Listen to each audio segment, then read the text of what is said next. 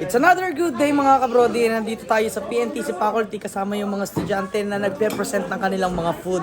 So meron mga iba't ibang food dito mga kabrody. From what section po kayo? MTNP 1183 po. 11A3. So ito po, meron po sila may ipe-present na ano po tawag dito? Escabeche. Escabeche na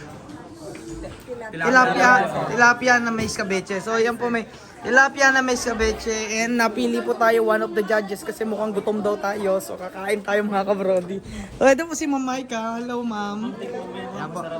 Oh, mga kabrody, titikman natin to. Ano nga ba ang lasa? So yung ingredients po namin is tilapia, onion, garlic, pineapple tidbits, carrots, bell pepper, onion leeks, salt, pepper, oil, tomato paste, cornstarch, and water po.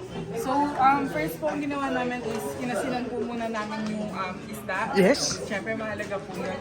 So habang nag-rest po yun, pagtapos po nun, pinrito na po yung tilapia. So habang pinrito po yung tilapia is ginayat na po namin yung mga dekado. Yes. So after po nun, pagtapos na po lahat, kapag nung natapos na po naprito yung tilapia, so sinet aside na po siya. Tapos nagsimula na po mag-saute ng onion, garlic. Tapos inuna na po yung mga carrots, bell pepper. Tapos sinunda naman po yung mga pampalasa, which is tomato paste, sugar, pepper, vinegar po para hindi agad mapanis. Tapos nilagyan na din po ng tubig, ketchup, oyster. Tapos pinakuluan po, and after po nun, sinama na rin po namin yung isda. So mas ma-absorb po ng isda po yung lasa po. So napakaganda po ng presentation ma'am, no? Ano po masasabi niyo sa presentation nila ma'am? The appearance Okay, sa appearance tayo. looks tasty. Yes po, mukhang masarap nga sa appearance. Mukhang masarap. So, texture okay. And then yung taste naman po ma'am. Titikman po natin. Okay po. Okay, let's taste this. Silang ano, ganito.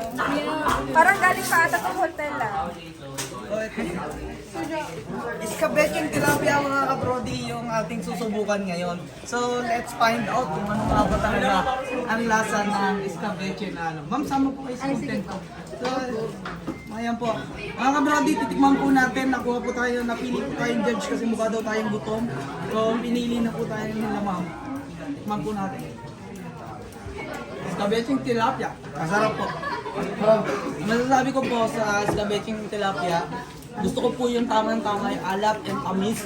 Nagmi-mix yung lasa niya talaga. And maganda yung pagkaka-present. And kung ako ang mag-grade nito, i-grade ko ito ng 100.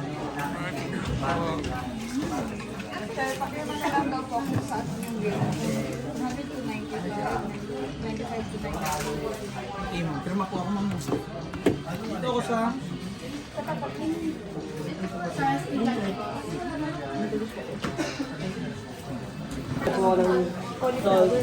Tapos gitigim ako sa... So, ikaw talaga nag-prepare.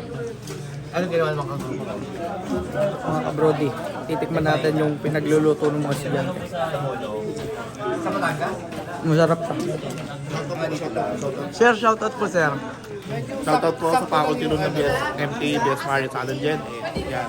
Doon ko rin po yung sa pakbet po, yung parang gataan po ng fish, yun po yung ginawa ko sa kanya with gata.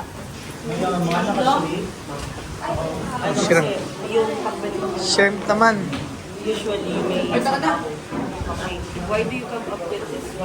Napakasarap po nung mga luto nung mga estudyante dito, mga kabrody. So, ine-enjoy po namin yung pag-food trip. Yung diet, saka na po namin iisipin sa mga susunod na panahon. I-update ko na lang kayo mga kabrody para sa mga panibagong vlog, panibagong content. Maraming salamat sa mga estudyante na nag-prepare ng kanilang pagkain. Well satisfied ang lahat ng faculty members. Maraming salamat mga kabrody. Hanggang sa muling pagkikita. Paalam!